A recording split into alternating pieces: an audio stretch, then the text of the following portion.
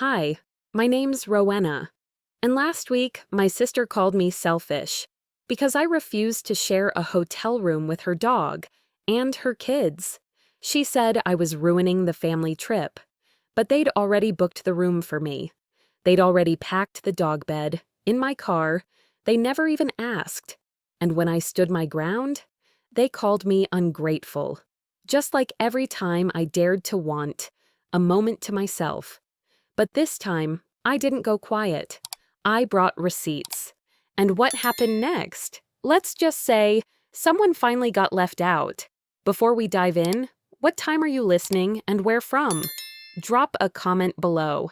This story might sound uncomfortably familiar. The group text lit up my phone at 6:47 a.m., a time of day only early birds and guilt trips seem to respect. Callista. Hey, can you still ride with Mom this year? Bring Chloe's bed too. Oh, and if you don't mind, could you start watching the kids Friday morning? That was it. No. Good morning, no question marks, not even a please. Just logistics. I stared at the message while the kettle hissed beside me. Outside, the birds were just beginning their daily argument over the bird feeder, and inside, the silence felt louder than usual. Chloe, of course, was her golden retriever. Technically family, but let's be honest, treated better than I ever was. I didn't answer right away. Instead, I opened the group thread and started scrolling, just to remind myself this wasn't the first time. It was the 9th. 9 times in the last 3 years, I'd been asked, or more truthfully, expected, to help during family vacations. And every single time, the same thing. Pack light, watch the kids, and somehow always end up with Chloe's leash in one hand and a juice box in the other. I sipped my coffee, which had gone lukewarm. My kitchen window faced east, so the light always hit the wall behind me first, like a reminder I was still living in the shadows of people who never looked back. Last year was the worst. We'd gone to the Oregon coast. Vera, our mother, had booked the hotel, saying it was a treat for the whole family. She paid for everyone's room, everyone except mine. I was told it'd be fine. I could just bunk with the boys. Her words, not mine. "Ro, you're single," she said, like that explained everything. "You're used to sleeping alone. It's just a couple of nights." That couple of nights turned into me on the floor next to an air mattress that wouldn't hold air, a dog who barked at her own reflection, and 3 kids who thought bedtime was a suggestion. Callista and her husband, Brent, had a suite with a view. They needed rest as parents, they said. I needed ibuprofen. The only thing I asked for was a quick stop at a local art museum, something I'd seen on a flyer in the hotel lobby. It wasn't much, just a few local paintings and sculptures tucked near the harbor. They sighed. Vera even whispered to Brent, loud enough for me to hear, "She always has to make it about her." We went. I thought I'd been heard, but after 20 minutes, Callista's youngest screamed that he was bored, and Brent said he had a headache, and just like that, we left. My sister didn't even try to hide her eye roll. I didn't cry. I didn't argue. I just walked behind them, like the unpaid help I clearly was. Back in the present, I read the new text again. Chloe's bed, the kids, ride with Mom. The old anger in my chest didn't rage. It simmered. I set my mug down and typed, "I'm not sharing a room with the dog or the kids this time. I'll drive myself, book my own room. I need peace." Hit send. Within minutes, my phone buzzed again. A voice note from Callista. I hesitated, then hit play. "You're so selfish sometimes, Ro. I'm drowning and all you care about is some hotel room?" Selfish. That word always hits different when it comes from someone who's never said thank you. Before I could even think of how to respond, Vera chimed in with a follow-up message. "You're young, single. You've always been the helper. It's just one trip." Just one trip. Like it was just one task. Just one more time. just one more way to bend. I deleted the group chat. I didn't want to hear it anymore. Not the guilt, not the entitlement, not the exhausted justification. I stood up, walked to the drawer near the sink, and opened it. At the back, wrapped in a strip of old cloth, was a wooden spoon. Worn, darkened with time, slightly curved at the handle. It used to belong to my grandmother. She was the only one who saw me, not as an extension of someone else's life, but as my own person. When I was 10, she told me something I never forgot. Love means helping, but help only counts when it's not expected. I held the spoon for a moment, then set it gently back. The room was still. My phone screen was black now, resting face down. I walked over to my laptop and opened it. My fingers hesitated over the keyboard just a second before I typed hotels near Nescoin Bluff. There was one. Quiet. Ocean view. No pool. No kids club. Perfect. One room left. I stared at the screen for a moment longer than necessary. Then I clicked. Book now. The next morning, I woke up early, before the sun had fully pulled itself over the pines, and let the silence soak in. My tiny rental had creaky floors and mismatched mugs, but for the first time in a long while, it felt like mine. Coffee first. Always coffee. I carried the chipped blue mug over to the window, sipping slowly as birds scratched at the feeder outside. I opened Facebook more out of habit than interest, my thumb doing the work while my mind wandered. Then I saw it, Callista's post, fresh, less than an hour old. Can't wait for our beach vacation. Mom, Bill, the boys, Chloe, and me. Every name was tagged. Mom, her husband, the kids, even the dog, but not me. I stared at the glowing screen like it might correct itself. Maybe it was a glitch, maybe she forgot. But no, it was deliberate. Because that's how it always went. I was there, but not visible. Present, but never included. The comments were already pouring in. Sounds amazing. What a lucky family. Love how close you all are. And then one that made my stomach tighten. Your sister is so good with the boys. She must be a godsend. I didn't react. Didn't hit the laugh emoji or type a sarcastic, she's not wrong, just not right either. Instead, I just watched my own erasure play out in real time. A digital vanishing act perfected over years. In every photo growing up, I was either blurry, in the corner, or holding the camera. We needed someone to take the picture, Mom used to say. I used to believe that, now I knew better. By lunch, I'd shaken most of the sting off. I busied myself around the house, wiped the counters, did a load of towels, reorganized the spice rack. Normal things, mundane things. Until my phone pinged again, a text from Callista, short and familiar. Also, can you bring the old sleeping bag for Chloe? The boys might need extra space too. No greeting, no thanks. Just another assignment. I walked to the hall closet without thinking. The sleeping bag sat where I'd left it, worn, olive green, with a zipper that stuck halfway down. It used to be mine. Years ago, I took it on school camping trips, birthday sleepovers, even college orientation. Back then, it smelled like detergent and sunscreen. Now it smelled like dog hair and mildew. I held it in my hands and just stood there. That sleeping bag was where I'd spent last summer's vacation. On the floor of a musty motel room, sand stuck in my socks, Chloe circling my feet like I was the family intern. I pressed the bag against my chest and muttered to the quiet air. So now, I'm the girl who carries the dog and disappears. Online. That was it. That was the whole damn pattern. Not just the room or the ride or the sleeping bag. It was the unspoken expectation that I'd serve quietly, that I'd keep things moving, that I'd smile through it all, and vanish. I sat down at the edge of my bed, the sleeping bag still in my lap, and let my mind go back to a memory I rarely pulled out anymore.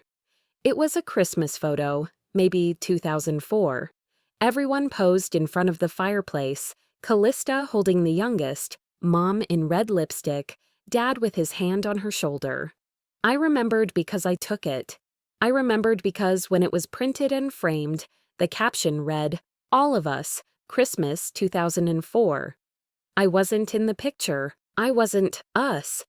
I set the sleeping bag aside like it was made of thorns, pulled out my phone, and typed back, "I'm driving separately. I've booked my own room. I won't be in charge of the kids or Chloe. Please plan accordingly." I stared at the message for a few seconds, then I hit send. It showed read within minutes, but no reply came, not a single word. I went back to wiping counters. I took the trash out, I rearranged some books, still nothing. Until my phone rang, Vera. I let it buzz until it stopped. Then a text appeared. From Callista. 2 words. "You've changed." I didn't respond. I didn't need to, because maybe I had changed. Maybe I have, but maybe I was never supposed to stay the same. Friday came with a pale sun cutting through the kitchen window. I'd barely slept. My brain had played reruns of Callista's voice all night.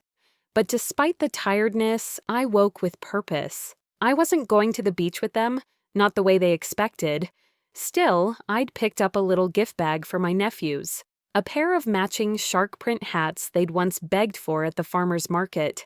A peace offering, maybe for them, maybe for me. By 9 a.m., I pulled into my parents' gravel driveway. The stones popped under my tires like they always had. Mom's wind chimes clinked gently by the porch, same as every spring. I didn't plan to stay, just hand off the bag and leave. I parked by the side hedges and walked around to the trunk. As I lifted the lid, my heart stuttered. My suitcase was gone. The gift bag still sat neatly to the side, but the large navy roller bag I'd packed for my trip, my solo escape, was missing. I turned slowly toward the house. Vera's SUV sat idling near the garage. Its hatchback was wide open, and there it was, my suitcase. Already tucked in, wedged between coolers and a box labeled snacks. I walked straight up to it. Callista's voice floated from behind me. "We figured you'd ride with Mom. Saves gas, and we already got the room booked. Same setup as last year." I kept walking.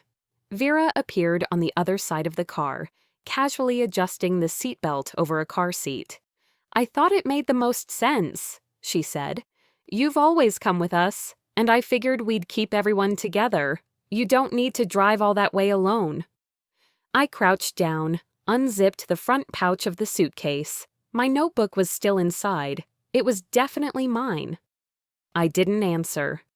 "And we're not fitting Chloe and the boys in with Mom," Callista added. Obviously. Obviously. Of course the dog and the children needed space. And of course I was expected to make room for all of them. I stood up, grabbed the suitcase handle, and yanked it out. The plastic wheels scraped the bumper. No one said a word as I turned and walked it back to my car. Not even a protest. Back behind the wheel, I clicked the trunk closed, then slid into the driver's seat. I didn't cry, didn't scream, but I did feel something splinter quietly behind my ribs. I sat there for a few minutes, watching a bee circle the rearview mirror. Then the voicemail alert buzzed. From Callista. I tapped play and set the phone on speaker. Her voice came through calm, almost chipper, but she was clearly mid-conversation, probably talking to Vera or Bill. Honestly, she owes us. She lived rent-free forever. She should be grateful to still be invited. The bee landed on the glass. I reached for the volume button, lowered it, raised it again. She should be grateful. Grateful. I turned the engine on, not sure where I was going yet. My fingers curled around the steering wheel. The buzzing sound outside faded into the hum of the car. The audio kept playing, muffled now, and in my mind, I was back in that basement, my 20s, trying to finish school while working shifts at the co-op. coming home to a kitchen that wasn't mine, but where I still cooked meals for the boys because Callista had a thing and couldn't get dinner on. Cleaning the guest bathroom even though it was technically my bathroom because guests shouldn't see the house in a mess. Always with the reminder, you're staying here for free. Just help where you can. What they didn't say, what they never admitted, was that I had offered rent. Multiple times. Mom refused every time. Save your money, sweetie. That's what family does. I'd believed her. Apparently, Callista hadn't. I pulled over outside a closed bakery and stared at the brick building for a while. Then I opened my email. I forwarded the voicemail to myself and labeled the subject line, Evidence, Pattern of Use. My finger hovered over the send button longer than I expected, then I clicked it. This wasn't about one voicemail. This was about truth. This was about patterns. And for once, I wasn't deleting what hurt me. I was documenting it. Back at the house later that evening, the gift bag still sat by the front door, untouched. I didn't bother bringing it back in. Inside, I unzipped my suitcase. Not because I'd changed my mind, not because I was staying, but because I was starting over. I repacked, slowly, selectively. I folded my favorite sweater, swapped out the linen skirt I didn't even like, added a slim black notebook and 2 pens. As I zipped the case shut, I whispered, not bitterly, not loudly, just to myself. They want a helper. I'm bringing a mirror. Saturday morning started with drizzle tapping against the window panes, soft and rhythmic. I was standing at the kitchen counter, still in my robe, cradling a cup of black coffee, when the notification pinged on my phone. An email, subject line, reservation confirmation, Sunrise Bluff Hotel. I blinked. I hadn't finished booking yet.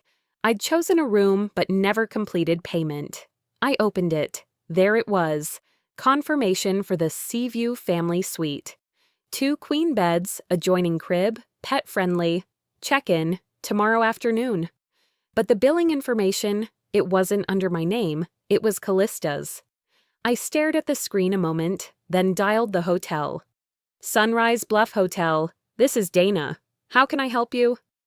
Hi, yes, I said slowly.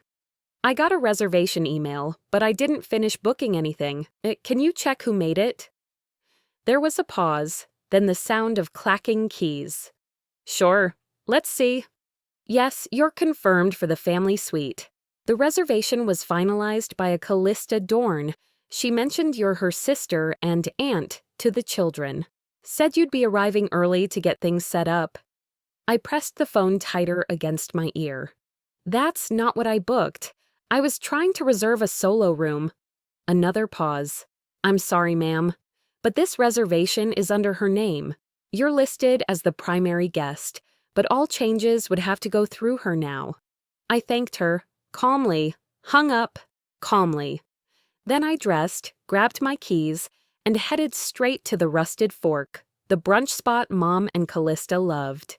It was just after 10. They'd be there.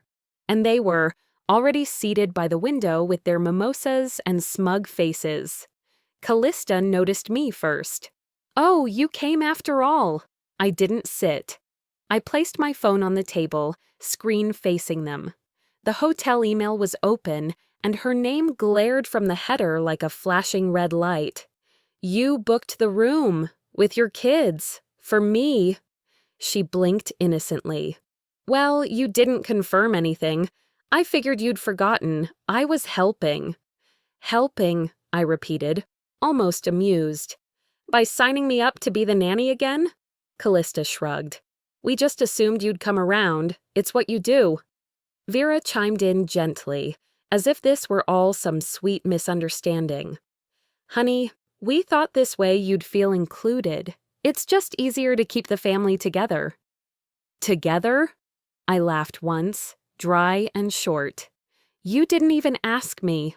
Callista's tone shifted, cool and clipped. You're overreacting. This is just how things work in families. In your version of family? Maybe. I turned without another word, walked past the hostess, and out the door into the light rain. Back in my car, hands on the steering wheel, I let the silence settle. Then another email arrived. Subject line, Centering Your Energy, Coastal Self-Healing Retreat. From Vera Whitlow. Attached was a flyer. Images of women meditating on a cliffside, phrases like, release what no longer serves you, and find your true frequency. Underneath, a note. Maybe this can help you find your balance again. Love, Mom. My fingers clenched around the phone. Balance? 20 years ago, I was 15, curled on the living room floor after Callista embarrassed me in front of her high school friends, called me dead weight for tagging along to a mall trip. I was crying, not loudly, just those quiet, breathless sobs that come when you've run out of strength. Vera walked in, handed me a blank journal, and said flatly, "Write your feelings down. We're not here to babysit your emotions." She'd left the room before I could respond. Now, she was still trying to fix me, just with better fonts and coastal imagery. It wasn't that they didn't see me, it's that they didn't want to. They wanted the version of me who agreed, apologized, disappeared into helpfulness. But I was done fitting their prescriptions. I opened my contacts and found Lindsay, an old college friend who practiced family law in Portland now. We hadn't spoken in 6 months, but I knew she'd still have the same number. I forwarded her every email. The hotel booking confirmation, the retreat suggestion, screenshots of Callista's text chain asking for childcare, even the voicemail from the day before. Subject line, boundary overdue, need your eyes. I wasn't filing anything yet, but I needed a record. I needed to stop pretending this was just miscommunication or cultural differences in family dynamics. This was manipulation dressed in familiarity. The rain came down heavier. I sat for a while, watching it bead on the windshield. My phone buzzed again. Callista. I stared at the screen for 5 long seconds, then answered. "You're not seriously mad about this, right?" she said right away. "It's just a vacation." "No," I replied. "It's not just anything." "Ro," she said, exasperated. "Mom's worried about you." "If either of you ever tries to manage my vacation again," I said quietly, "you'll be managing a lawsuit next time." I ended the call before she could say anything else, and for the first time, the silence that followed didn't feel empty. It felt clean. That sentence echoed in my mind as the sun sank low behind the pines.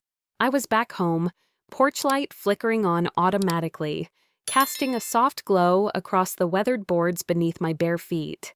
A chipped mug of tea sat cooling on the armrest beside me, peppermint and something old, bitter. I wasn't angry anymore, not in the way they expected. I was something else entirely. I picked up my phone, mostly out of habit, and tapped open Instagram. A fresh post from Callista popped up at the top. Grateful for my rockstar family. Bill, the boys, Mom, Chloe. Always my support system. A beach photo. Sand, smiles, wind-tousled hair. Everyone was tagged, except me. I stared at it longer than I should have, the heat rising in my chest, not from jealousy, but from the kind of sadness that doesn't yell. It just settles in, like fog that won't lift. Even when I wasn't there, I was invisible. I scrolled through my camera roll, half looking for something to distract myself, and landed on a photo from 3 summers ago. Another beach trip. I remembered that weekend, how I'd woken up early to pack sandwiches, organize towels, and coordinate check-in for the Airbnb. In the picture, I wasn't smiling in the foreground. I was behind the cooler, behind the dog, behind everyone. No caption had ever mentioned me. I opened the comment box beneath Callista's post, typed, "You forgot someone," then I deleted it. Because of course, she didn't forget. She chose not to see me. Back inside, I kicked off my sandals and set my phone on the kitchen counter. The house was still, save for the hum of the fridge and the creak of settling floorboards. I was just about to pour the rest of my tea down the sink when I noticed the envelope, plain white, from the credit union. I opened it lazily at first, then with a jolt of dread as I read the words payment delinquency notice. It was a loan, Callista's car, the one I'd co-signed for just for 6 months 2 years ago. My stomach turned. My credit score was officially affected. I sat down hard on the bar stool. I dialed without thinking. She picked up after 2 rings. "Hey, Ro, everything okay? You said you'd take me off that loan after 6 months. There was a beat of silence on her end, then that familiar tone, sweet with a side of guilt. "Ro, come on. It's family. I thought we were helping each other." "No," I said flatly. "You were helping yourself, again. You know I've got a lot going on. Kids, work." "You always have a lot going on, Callista, and somehow I'm always the backup plan." She didn't argue. She didn't apologize. She just said, "I didn't know it was affecting you." I hung up, and this time I didn't feel bad about it. The memories came without asking. Sitting in Mom's living room 2 winters ago, Callista sniffling on the couch, her boys tearing around in superhero pajamas. Vera looking at me with that tone, the one that said, "If you don't step up, you're cruel. You're the only one who can help her right now. You're good with money," she'd said, like logic was a leash I'd willingly wear. I'd caved, signed the form, didn't even ask for a thank you. Because I thought that's what good daughters did. I moved to the living room floor, needing something cold and grounded, the hardwood pressed against my back as I lay there, breathing in the quiet. And just like that, I heard it, clicking nails against tile. Chloe. Not actually here, of course. But the memory of her, barking in my apartment last winter while Callista took a 2-week ski trip to Aspen. She hadn't asked. Just texted, "Hope you don't mind keeping Chloe. You're a lifesaver." I'd bought dog food out of pocket, still had the receipt. I sat up slowly, wiped my cheeks with the sleeve of my sweatshirt, and opened my laptop. Credit report, screenshots, documents. One by one, I saved them all into a folder labeled Doormat No More. Then I opened my email. New message to Vera Whitlow, Callista Dorn. Subject, no more. I hovered over the send button. It wasn't rage that guided my fingers. It was truth. It wasn't just the name they forgot. It was the person who carried it. It wasn't just the name they forgot. It was the person who carried it. That Monday afternoon, I was folding laundry on the living room couch when the group text pinged. I almost ignored it. Another neighborhood update, I thought. But then I saw the name. "Hi, Ro," it started. "Just confirming, you're still helping set up for the community picnic, right? Callista said you'd be in charge of the kids' booth again." I blinked at the screen, rereading the message like maybe the words would rearrange themselves into something else. Something that didn't suggest I'd been volunteered, again, without a whisper of consent. I hadn't agreed to anything. I scrolled up through the thread. Sure enough, my name had been tossed in, wedged right under Callista's cheery message. "Rowena's always great with the kids. Not asked. Assigned." It wasn't even a surprise anymore. Just expected.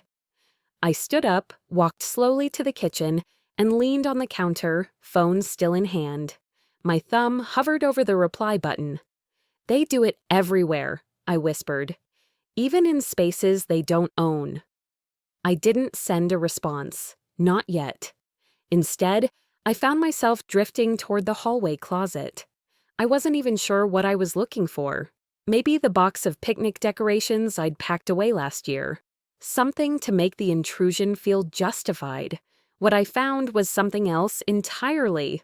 A beat-up cardboard box sat in the back, labeled in faded Sharpie, "Vacation, Archive." Curiosity pried it open. Inside were random souvenirs, wrinkled brochures, a few sand-covered Ziplocs of shells from the coast. And then I saw it, a printed itinerary, stapled neatly, the kind Callista always emailed everyone and printed just in case. I unfolded the paper and scanned the list. Rowena, 7:30 a.m., wake the kids, 8 a.m., prep breakfast, 10 a.m., watch Chloe while Callista gets nails done, 12:30 p.m., lunch cleanup. I stared at the page for a long time, trying to remember when I'd seen this before. I hadn't, not once. This had been passed around behind my back, typed, printed, distributed. It was never discussed because they never thought I'd need to agree. I folded the paper in half with care, not out of respect, but out of restraint. Then I tucked it under my arm and walked back into the living room. My phone buzzed again. This time it was from Vera. A new thread titled Mom's Birthday Slideshow. Callista had started compiling a collage of favorite family memories. 35 photos. I clicked through them. There was Bill and the boys on a Ferris wheel, Vera and Chloe at the beach, Callista mid-laugh on a deck chair, sun haloing her like something out of a catalog. I found myself in exactly 2 pictures. One, half-cropped, carrying a stack of pool towels. Another, barely visible, behind a folding chair holding a trash bag. That was my legacy. Supporting character, soft blur. I dropped the phone on the table and sank into the couch. I was always the shadow, I murmured, but they built the light around me. That hurt more than I expected, but sometimes grief does that, shows up late, dressed in silence, settling in for a long stay. 10 minutes later, I stood up, walked to my laptop, and opened a new message to the community picnic coordinator. Subject, clarification. I wrote, I did not agree to run the kids' booth. Please remove my name from all materials moving forward. Simple, clean. Then, for the first time in years, I opened Facebook, not to scroll, but to speak. I typed, just because someone is quiet doesn't mean they're here to be used.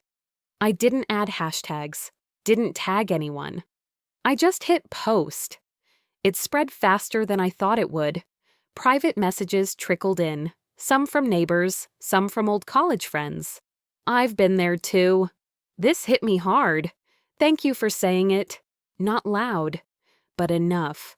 That night, I poured myself a glass of water and pulled the dining room chair to the table, where the old vacation folder now sat open. I flipped through forms, text threads, calendar printouts, and every screenshot I'd gathered since spring. Then I opened a new folder on my desktop. I titled it, Undeniable. I whispered it once to myself, then began scanning the pages one by one. If they needed receipts, I'd print the whole damn archive. Rartras or. The sun hadn't fully burned through the coastal fog when I pulled into the gravel driveway of the Sunrise Bluff Inn. It was 6 hours before the others were scheduled to arrive. I had timed it that way, early enough to breathe without shadows trailing me. Inside the modest lobby, the clerk glanced up, offered a friendly, "Good morning." I returned a faint nod and stepped to the counter. "I have a reservation under Rowena Whitlow," I said. Then I set both hands flat on the counter, firm but not aggressive. "And I'd like to request something specific." The young man blinked.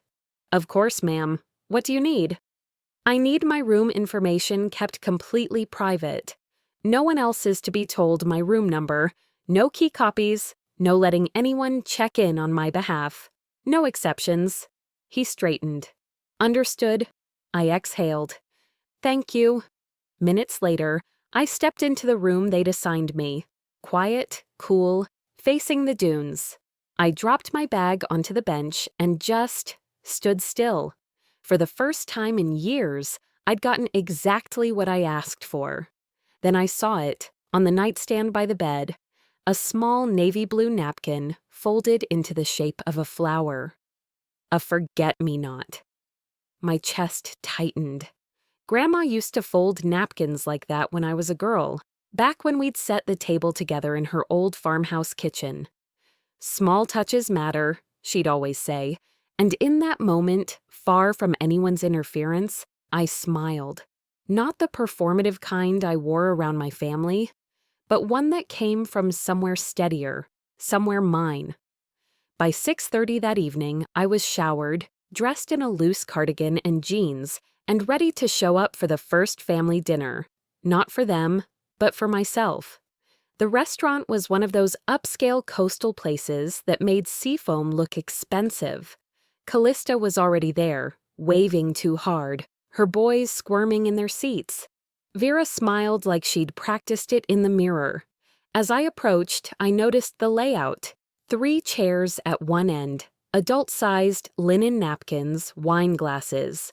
4 chairs at the other, shorter, crayons and juice boxes already waiting.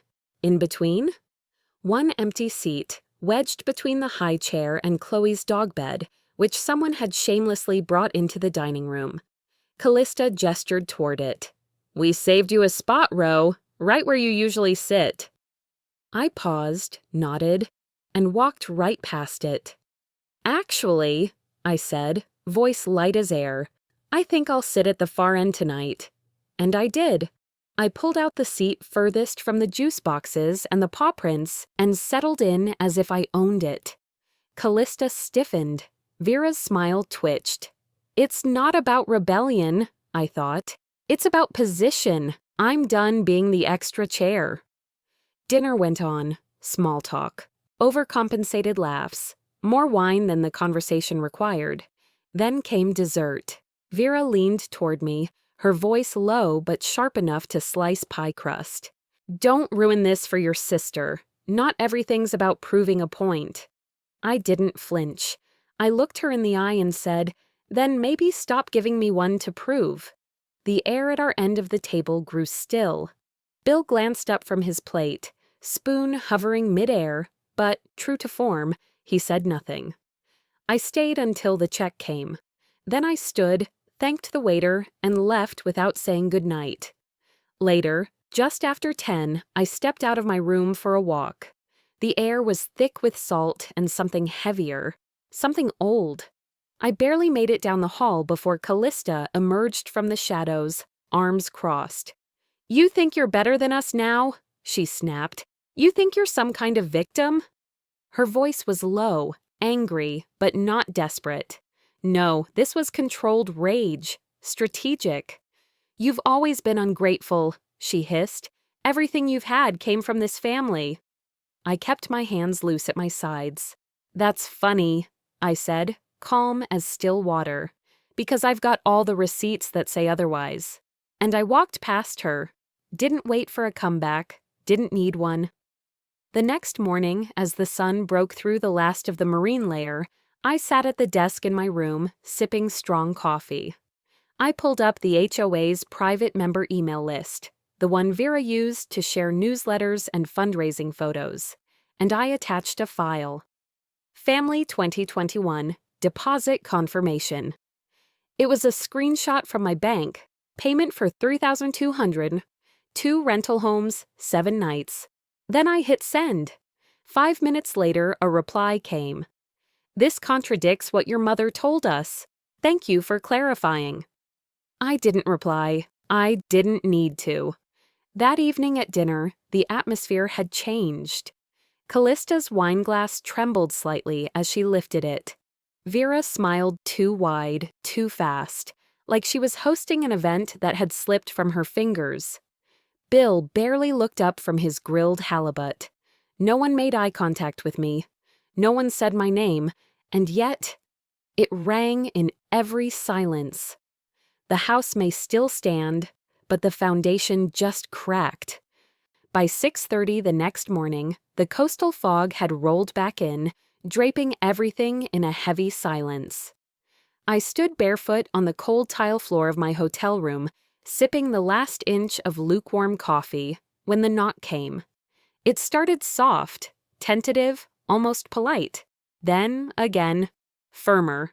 I didn't move. "Rowena, I know you're in there." Callista's voice called through the door. "I need to talk to you." I stayed still.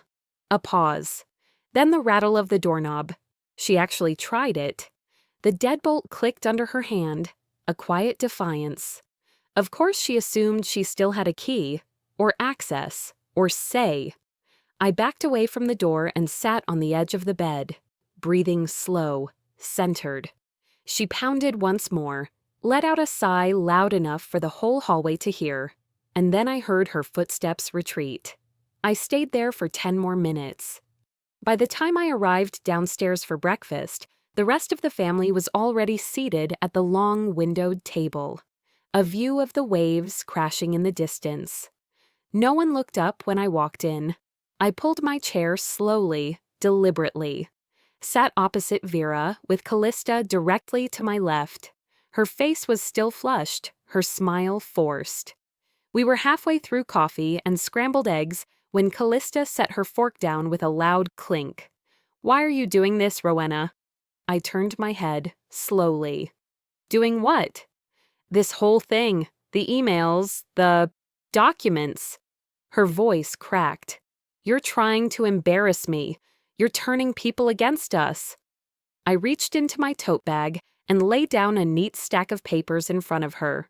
Receipts from vacation rental deposits in my name.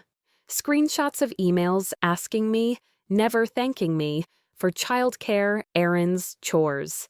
Typed itineraries where I had been assigned roles no one consulted me about. Vera leaned forward. "Ro, you're blowing things out of proportion. This was just family helping each other. You know how these trips go. Someone always has to take the lead." I didn't raise my voice. "You blew it out the second you expected me to be silent forever." The table froze. Then, something I never expected. Bill, quiet, passive, Callista's husband, cleared his throat and looked at me. "She told me you volunteered," he said, voice low. "She said you offered. I didn't know you paid for all that." He turned slowly to his wife. "If I'd known—" Callista's jaw clenched. "That's not fair." But the crack had formed, and I wasn't patching it this time. I gathered my things calmly, folding each paper back into my bag. As I stood, I pulled out a small item and laid it on the table. A folded blue napkin, soft from age. "Grandma left me this when she passed," I said quietly. "She told me, you decide the pattern." I smoothed it gently with my fingers, then walked away. Past the ocean view windows, past the guilt that no longer clung to my coat like morning mist. Checkout was quiet. The clerk at the front desk handed me a small envelope as I slid my keycard across the counter. "This came in for you overnight," she said. "Your room was upgraded last night. Anonymous guest. They said you'd earned some peace." I opened the note. No name, just one line. Let the silence speak for itself. I turned toward the parking lot, and as I did, I caught sight of Bill. He stood near his car, arms crossed. He met my gaze for a moment, nodded once, then turned back toward his sons, who were climbing into the back seat. I didn't smile. I didn't wave. I simply acknowledged it for what it was. Not an apology, but an echo. Later, as I wheeled my suitcase toward my own car, the sun finally broke through the mist. I paused at the edge of the lot, letting the light wash across my face. I felt no anger, no need to gloat, only clarity. Sometimes, the door you lock isn't to keep them out, but to keep yourself in. A week had passed since the hotel lobby, the HOA email, and the kind of silence that didn't sting anymore. My house in Bend hadn't changed much. Same creaky porch, same chipped tea mug waiting near the sink. But inside me, something subtle had shifted. The air felt lighter. It was early, barely past 6. I opened the back door and stepped into the yard barefoot. Dew coated the stones leading into the garden. My grandmother's garden. Her lavender still pushed up from the soil, stubborn and wild. Just the way she liked it. I wrapped my arms around myself, not from cold, but from stillness. My phone rang inside the kitchen. I walked back in, wiped my hands on a towel, and checked the screen. Dad. I hadn't heard from him in months. Just nods across tables, the occasional weather-forward text. This time, I picked up. "Hi, Dad." His voice came slow, careful. "Your mom's, well, she's upset. Your sister's not speaking to anyone. I guess the dust's still settling." I didn't respond right away. Just let the silence breathe. "But," he continued, "I wanted to say, you did something I never had the guts to do." That stopped me. I leaned against the counter, one foot curled beneath the other. I didn't do it to punish anyone. I did it because I couldn't breathe. He was quiet for a long time. I thought he'd hung up, but he was still there, breathing, listening. And for once, that was enough. After we hung up, I changed into an old hoodie and went outside again, carrying a small wooden box wrapped in fabric. I walked toward the bench at the edge of the garden, hand-carved by my grandmother when I was 17. I used to sit there while she told me stories about the world as it was, not as others pretended it to be. Sitting down now, I opened the box in my lap. Inside were letters, dozens of them, written in my handwriting, some messy, some careful, on birthdays I'd been forgotten, holidays I'd been erased, vacations where I was everything but seen.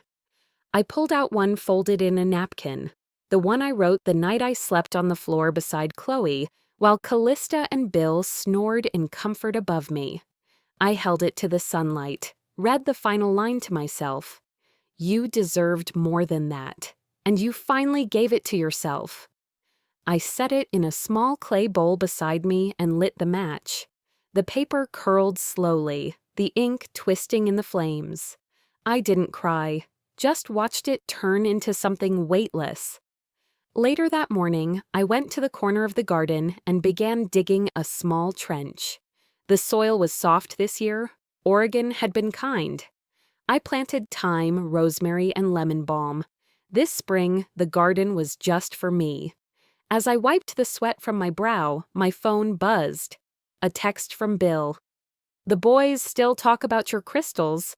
Thank you for being kind, even when you had every reason not to be." I stared at the screen a while before typing back, "They were never the problem. They still have a chance to grow up with balance." I meant it. As I stood to stretch, something small fluttered from beneath the garden bench. I bent down, brushing away a fallen leaf. It was a blue napkin, folded into a tiny flower. I hadn't placed it there, or maybe she had. I held it gently between my fingers, the fabric worn soft like memory. "She would have been proud," I whispered, and somehow, in that moment, I believed it. The sun had risen now, warming the lavender stalks and the curve of the bench. I sat back down and let the quiet settle over me. Not the silence of being erased, the silence of being finally, fully, mine. If you've made it this far, if you've sat through the way families can smile while cutting you down, if you've ever said yes when your whole soul wanted to say no, then maybe this part is for you. Peace isn't always found in forgiveness. Sometimes it's found in refusal. Refusal to be erased, refusal to be used, refusal to let someone else define your role. So if you're reading this or watching this, or just quietly nodding to yourself in the dark, then let me ask you what I once had to ask myself. At what point do you stop being the helper and start being the person you needed? The last thing I folded that day wasn't a napkin. It was my silence.